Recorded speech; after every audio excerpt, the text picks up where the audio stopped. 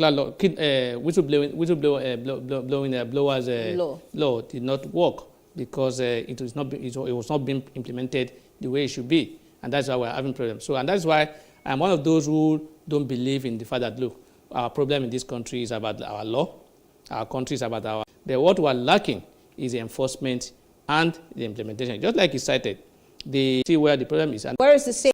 Put it side by side with what he does. Like I said, the implementation and enforcement is. Please unexplain what they're talking about. All these are covered by our law. If you are in a position of authority or you are in a government position and you are any more than what you have, they can investigate you.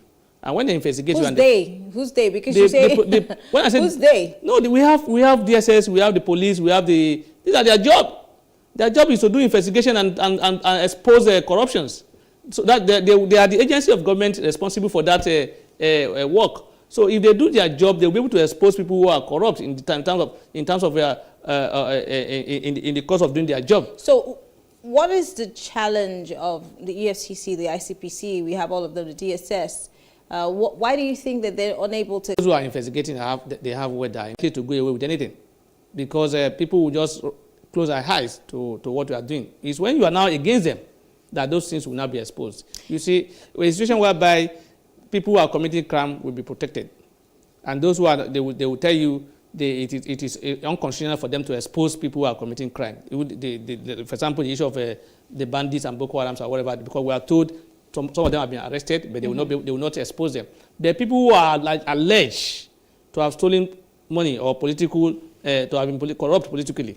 Their names have been rolled out by the same government. So you can see the insincerity in what is happening. So the enforcement and implementation, if it's not well thought out, or if there is no fairness and equity in implementing it, there's no way you can get results. So our problem is not about whether a lack of law, we have enough law on ground. There's what's called breach of trust, the criminal breach of trust. In other words, if you are in a position of authority and money is given to you, and that money you divert it to another area. In fact, if you are giving money, say for instance, to go and construct a particular road, and you use that money, you did not use the money for your benefit, but you use the money to buy another thing that will be beneficial to the government.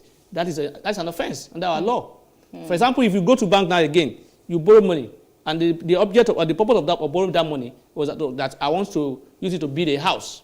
You now use the money to marry another wife, or you use the money to buy a car. You've not. That is what they call conversion. So it's an offense. So stealing is there.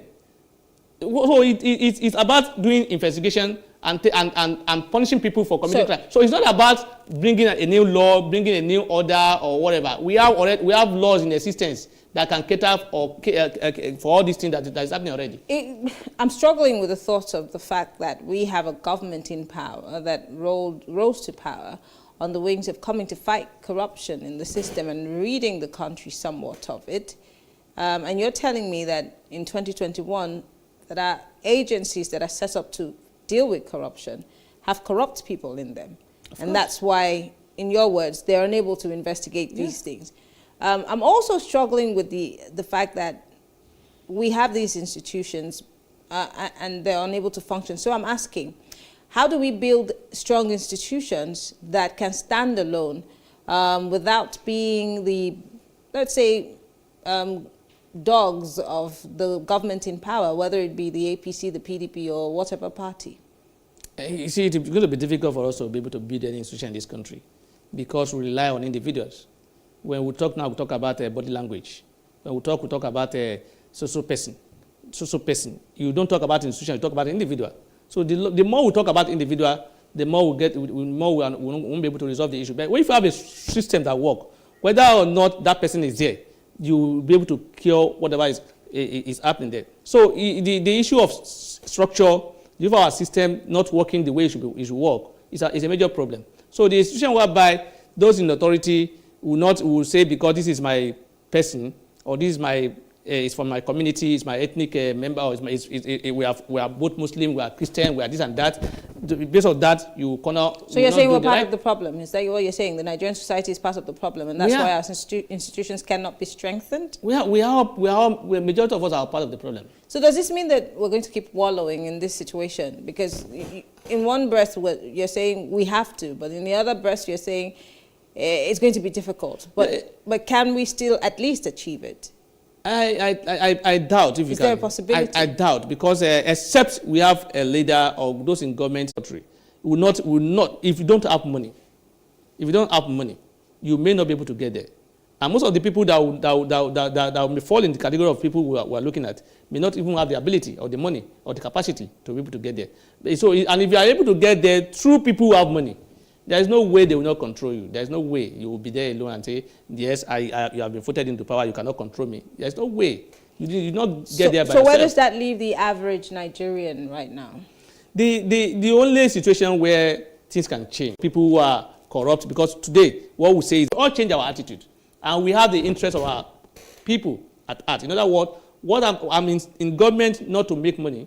I'm in government not to be rich, but I'm in government to serve people. When we see government as being in government as service, that is when we are going to have a proper change. Well, Tunji Abdulhamid is a legal practitioner. Thank you very much for speaking with us. We appreciate it. Thank you for having me. All right.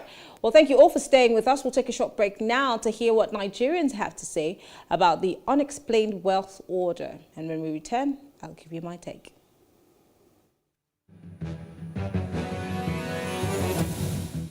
This unexplained wealth deal is already well established in other countries, like in the UK. And I think it's very necessary in Nigeria because what we have presently is not sufficient. The matter of declaring of assets, people have ways of subverting that law.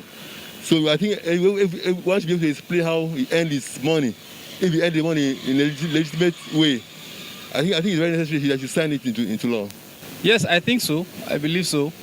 And if that is done, I think it will stop a lot of these corruptions we have around, and people will be up and doing, especially for those honorables, the ministers, the government officials and all that, acquiring wealth in a very corrupt manner and all that. So signing those laws would actually, stop those guys from these illicit affairs. Well, either the president signs it or not.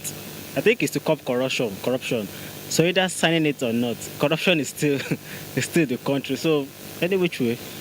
Signing the bill is not even the problem because the present government now that we are now, this present regime, let's say from top to the list, all of them are corrupt. I don't think there's any way someone can stop corruption in this country. So if you want to sign it, let him go ahead and sign it. If you don't want to sign it, all is left for them. But I don't think anything can stop corruption in this country because corruption is rooted deep into our blood.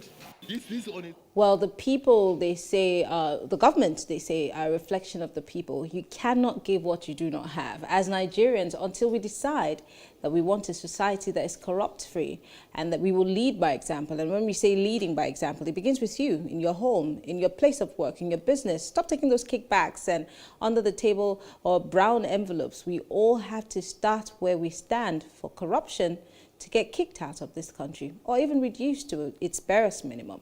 So until we're ready, it's never going to happen. I'm Mary Anacom. Have a great day.